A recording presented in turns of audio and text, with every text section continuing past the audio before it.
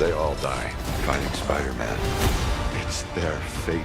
Welcome back, Screen Crush. I'm Ryan Airy. Are you excited about Spider-Man No Way Home? Like, subscribe, leave a comment, let me know right now. Of course you are. We're all excited for it. All those villains. No Toby and Andrew, though. For months, we've been making videos about this movie, teasing how it's going to introduce the most deadly of Spider-Man foes, the Sinister Six. In the comics, this team is composed of 6 of Spider-Man's deadliest enemies. Now, the lineup has varied over the years, but it typically includes Electro, Sandman, Mysterio, Vulture, Kraven the Hunter, and their leader, Dr. Otto Octavius.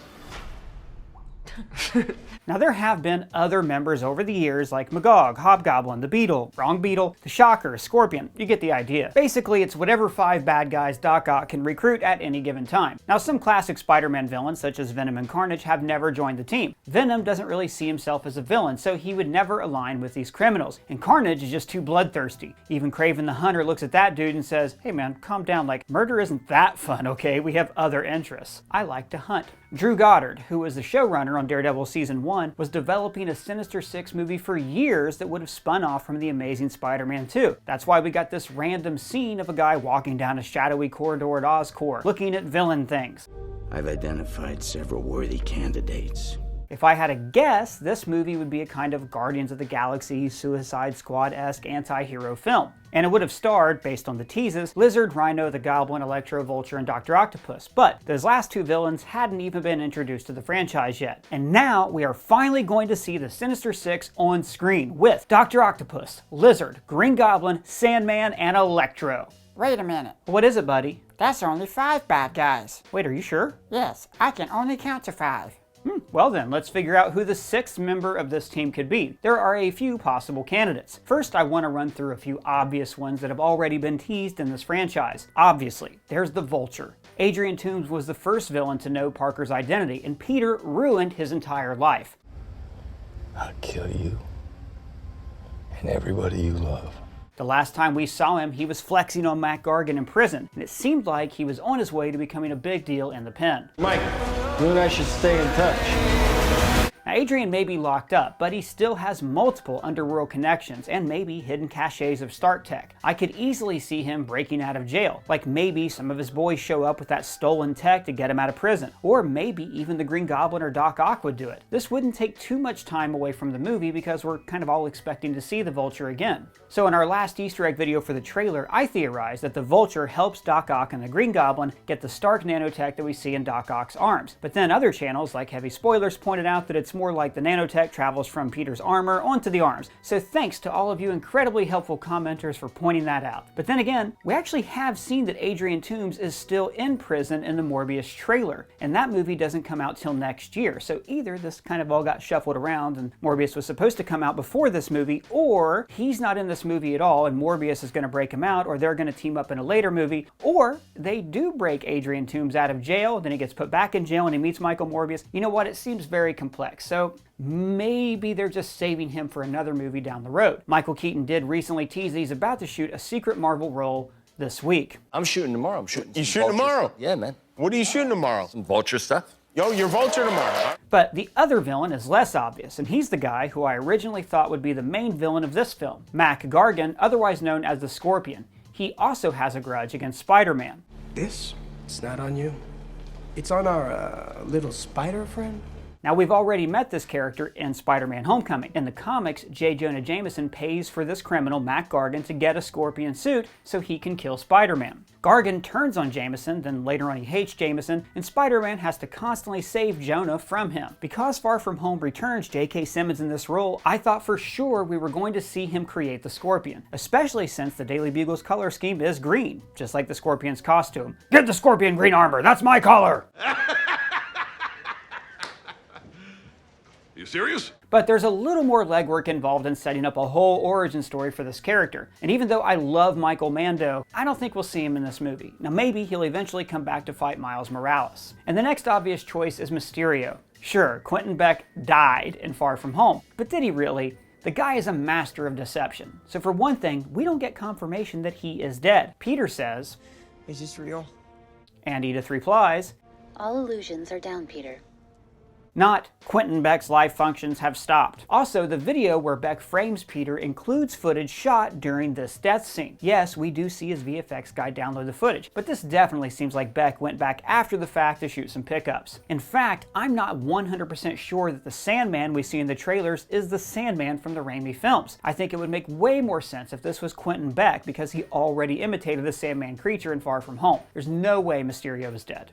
Can you just fast forward to the end? So those are the villains from the MCU, but what about the villains from the multiverse? Well, the most obvious one is Rhino. He was set up early in The Amazing Spider-Man 2, and the movie ends with him in a giant Rhino battlesuit fighting Peter Parker. So this definitely teases his return in Sony's planned Sinister Six movie. The Rhino would be a good addition to this group. He's the big strong guy, comic relief, and nearly every other villain is a genius, so bringing in a dumb guy would be a lot of fun.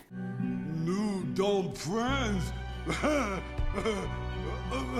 But there's another option from the multiverse, Venom. Now, we did a whole video theorizing on how Venom will appear in this movie. In the Let There Be Carnage post-credits scene, he sees an image of Tom Holland and he licks the screen like he wants to eat him. When I lick people, it's because I like them. Or he could be licking them because he likes them. Very good. But like I said in that video, Venom isn't really a villain in these new movies. He's a lethal protector. So it's more likely that he would come in as a hero to help Tom Holland out. So maybe the other villain could be Carnage, played by Woody Harrelson. It would be kind of fun to see him chewing through the scenery alongside Willem Dafoe. But again, that guy's too bloodthirsty. He's not a team player. I think he would end up being the main villain that everybody else was trying to stop. There's also his main squeeze from that movie, Shriek, but she really did nothing in that film except skulk around. There's no way they would give the sixth spot of the Sinister Six to her. The same thing with Riot, the villain at the end of the first Venom movie. He's essentially another big Venom. And if you're gonna have a Venom join the Sinister Six, then it should be the Venom, am I right? Now, there are some other very cool villains out there from the multiverse, like from the original Spider-Man multiverse movie, Into the Spider-Verse. There's Scorpion, Tombstone, Kingpin, and you know what he does to spider people. But especially Olivia Octavius. She would be fantastic, especially if Kathryn Hahn got to play her in live action. Now, I know she's already in the MCU as Agatha Harkness, so it's kind of like when Brandon Routh's Superman met Brandon Routh's Atom during Crisis on Infinite Earths.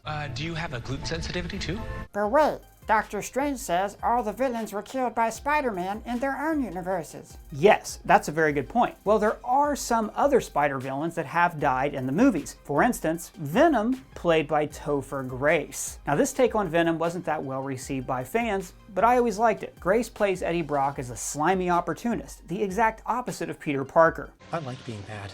And seeing him return to fight Tom Hardy's Venom would be a huge crowd-pleasing moment. There's also two other goblins. Now, we did see a new goblin in the trailer here, leading me to speculate that this maybe could be Ned Leeds from another reality, since he was briefly Hobgoblin in the comics. Kind of. They retconned that comics are weird. But it could also just be Willem Dafoe without his mask, since everyone pretty much agrees with Weird Al that he's scarier without it on. But we do have at least one dead goblin on our hands, James Franco's Harry Osborn. But he wasn't killed by Spider-Man. He died saving Spider-Man. And James Franco? Whoa, no. Then there's the other goblin, the one from Amazing Spider-Man 2, that had that really well fleshed out backstory with Peter Parker. Hey, I'm glad we're here by the river together. Remember how we grew up together and we're best friends now in this movie? Who among us does not want to see that crowd pleaser return? Hey, comrades? Hey? Hey? But wait a minute, Lizard and Sandman didn't die, unless, this could be suicide by wind. So that's one more reason why the Sand Guy might be Mysterio, unless they died in a multiverse that we haven't seen yet. So that opens up the door to any new version of a villain played by any actor. So at the end of the trailer, when Strange says, And I can't stop him. he could be talking about an army of Spider-Man villains. This could be like the Avengers Endgame of Spider-Man moments with everyone pouring out of different portals. Maybe, and that could be cool, but it would also be a lot. So I'm not sure they're going to introduce that many spider villains at once and that many spider characters at once, because it would be so overwhelming and would take the attention off Tom Holland. So I'm going to throw out one last potential member of the team, the Prowler, aka Uncle Aaron from Into the Spider-Verse. This character was key in Miles' growing up, and he was his Uncle Ben's story. If a live-action Miles Morales does appear in this movie, this would be a great way to personalize the fight with that villain. That way, all the different Spider-Men have a personal connection to the Sinister Six, and to you know who would play the Prowler? Donald Glover. See, years ago when Sony was rebooting the franchise, there was a fan petition to recruit him to play the new Spider-Man, Miles Morales, which was sort of implied by this scene in Community.